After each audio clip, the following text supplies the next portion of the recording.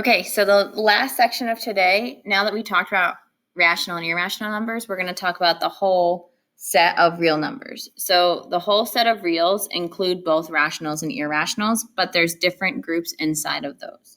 So we already talked about the irrationals. Now the irrationals, right, are all by themselves. They're the numbers that never end and never repeat. So remember some examples we had over pi. We had something like radical 3, something like radical 2, and then we had a 7 over 13. Okay, so those are the ones that don't end. So those live on their own world. Okay, then what we have is the whole group of rationals. Okay, so I'm going to make a big circle. So here's my rationals.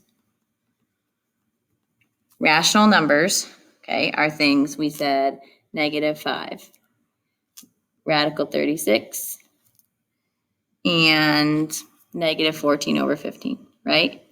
And I'm going to put comma, dot, dot, dot, because they can go on and on and on. And I should have probably done that down here for you too, because there's obviously a lot more. Okay, so those are rational numbers. Now, if I want to get even more specific, inside rational numbers are different groups. Okay, so I'm going to have like a couple different circles, and we're going to learn all the names for them. Now, rational numbers are denoted by Q is what you will see. You'll see a Q. Irrationals, you'll see like a double-banded I. Okay, so that's kind of how you'll see it. Inside rationals, the first thing inside, it's my little green group, it's the integers.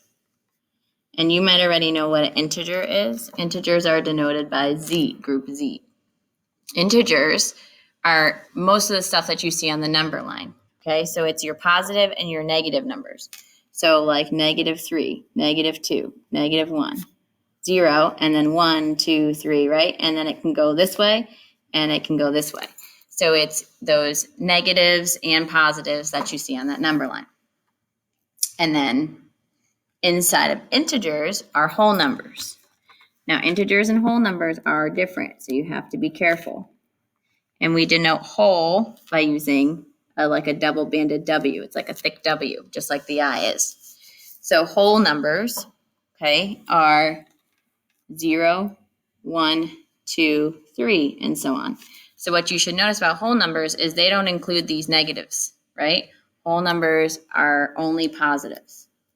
And the last set that's inside here is what we call our natural. And those are by an N, and it's a double-banded N. Now, natural, I think of like natural in counting. So how do you learn to count? Well, you learn to count with 1, 2, 3.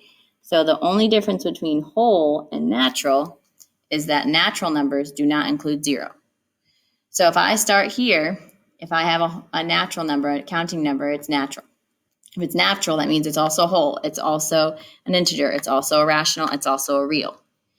But if I'm talking about -3, well, -3 is not a whole number, right? You can only go out. So -3 is an integer. It's a rational. It's a real. So you can always, if you know that it belongs here, it's also everything out. Okay, so you're going to move out each time. So that's the different number sets we have inside of all of the reals.